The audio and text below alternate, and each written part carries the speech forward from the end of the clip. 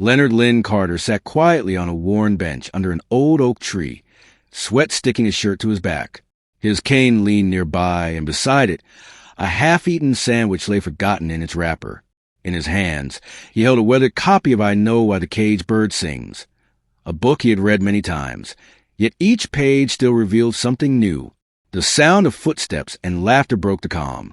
3 teenage boys swaggered into view, loud and full of themselves.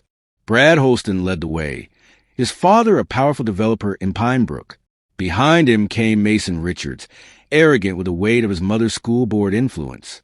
Trailing last was Cody Wilson, quieter, unsure, the tag-along. Brad pulled out his phone, smirking. "Ladies and gents of TikTok, we found a live specimen of senior wildlife. Look at the government-funded bookworm." Mason cackled. "Check out that sandwich. Guess our tax dollars keep Grandpa fed." Carter didn't flinch. He turned another page slowly, steady fingers, eyes unreadable.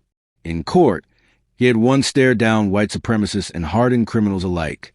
Compared to them, these boys were nothing more than noise. "Hey, old man," Brad sneered, stepping closer. "Why don't you share some wisdom for the internet? Educate the masses." "Maybe we should just leave," Cody muttered. "Shut up," Mason hissed, elbowing him. "This is gold." The boys fanned out, their phones aimed like weapons, shadows falling across Carter's book. Brad's voice cut through the moment, sharp and mocking.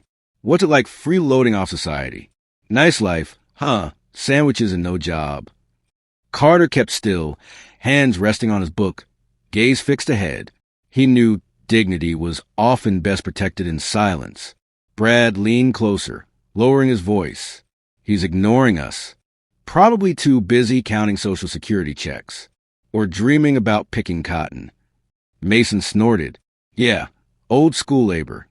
The air grew heavy, though the birds still chirped and the sun still shone. "Dance for us, Grandpa," Brad jeered. "You TikTok famous yet, guys?" "This isn't right," Cody said, his voice tense. "It's just a joke. Relax." Brad snapped, changing his camera angle. "Sir, we're doing a project on local history. Can you help?" At last, Carter looked up. His stare was calm but piercing. "I've lived through more history than you'll ever read." Mason grinned. "Perfect. Say it with that southern drawl. Make it authentic." Brad tossed a soda can. It clattered under the bench. Mason added chips. "Props, man. Got to make it real." Still, Carter didn't rise. His silence was louder than their insults. Frustrated, Mason kicked his cane. It clattered to the ground. "Oops," he sneered. "Guess you're stuck now." Carter carefully set his book aside. Slowly, he began to push himself up, knees unsteady without support. "Where you going, Star?" Brad blocked him. "We're not done." "Let me pass," Carter said quietly. "Or what?" Brad mocked. "Going to lecture us? You don't scare anyone, Grandpa." Carter's eyes narrowed, sharp despite his years. "You're making a grave mistake." Brad shoved him hard. Carter fell, hitting the concrete with brutal force. His glasses slid away as pain shot through his body. Mason laughed wildly. "Got it all. Replay that hit." Brad grinned, still filming. "Going viral tonight." Carter gasped, tried to sit up as the boys loomed above, laughing and recording. But Cody didn't laugh. He knelt, pushing the cane back toward Carter. "Sir, are you okay?" "Leave him," Brad barked. "He's fine. Just acting." Cody didn't move. He met Carter's steady eyes, calm, piercing, judging. "I know who you are," Cody whispered. "You used to be Judge Carter, right?" Carter said nothing, but his silence was enough. Cody stood, facing Brad and Mason. "You idiots just attacked a federal judge." Brad scoffed. "No way.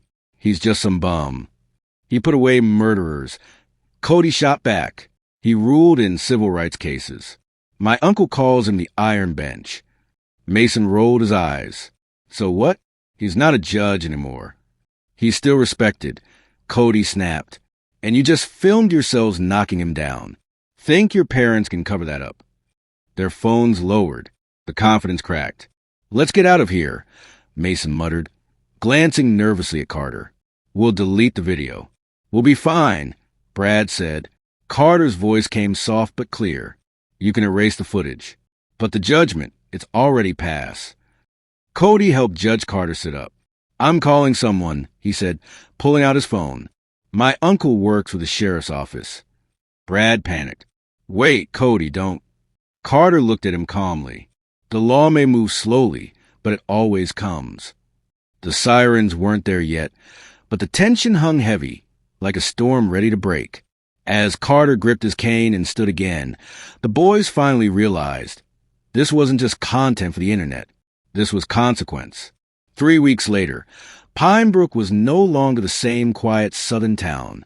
The video had gone viral, and Leonard Carter, once just a retired judge living quietly, had become a national symbol. But Carter himself didn't care about fame. What mattered to him was truth. The morning after his speech outside the courthouse, the mayor asked for a private meeting. Carter refused. "I'll speak where everyone can hear," he said. By noon, he stood before the press. "I was attacked," Carter began. "But this isn't only about me. It's about what silence has allowed to grow unchecked. Students expelled without reason. Families denied loans.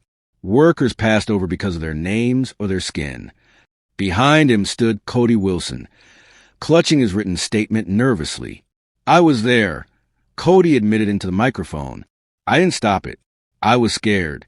But I know now, silence helps the wrong side." The town listened. Carter's legal team, led by Angela Carter, filed a sweeping civil suit: assault, defamation, hate crime charges, and systemic negligence. The case named Brad Holston, Mason Richards, and even Cody's family. Though Cody was listed as a cooperating witness, the evidence was overwhelming. The viral video was just the beginning.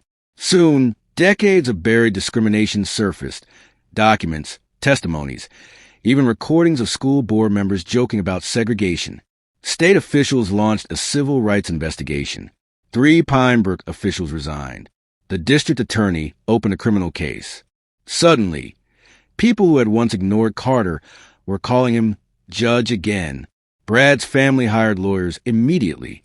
His father, Harold Holston, released a statement. "Boys make mistakes.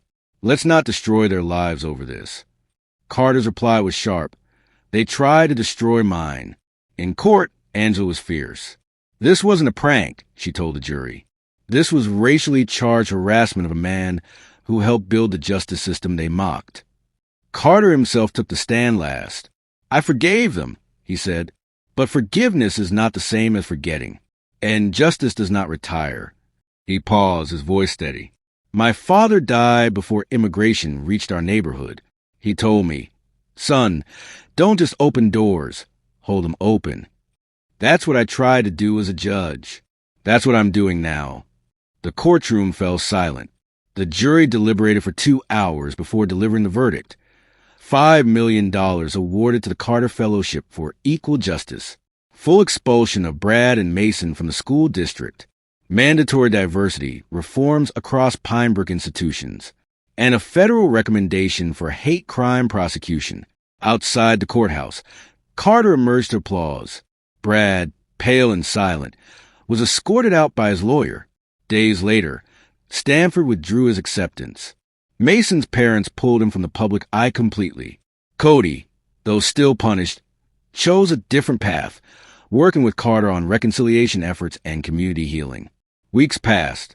Carter rebuilt his old shed, but this time it became a place of purpose. Every Saturday, local teens gathered there for his justice school, a workshop on civil rights and fairness. One afternoon, a young girl raised her hand. "Why didn't you hit back?" she asked. Carter smiled. "Because the strongest thing I ever held wasn't a fist. It was a gavel. Justice hits harder when it stands tall." The Carter Fellowship grew quickly.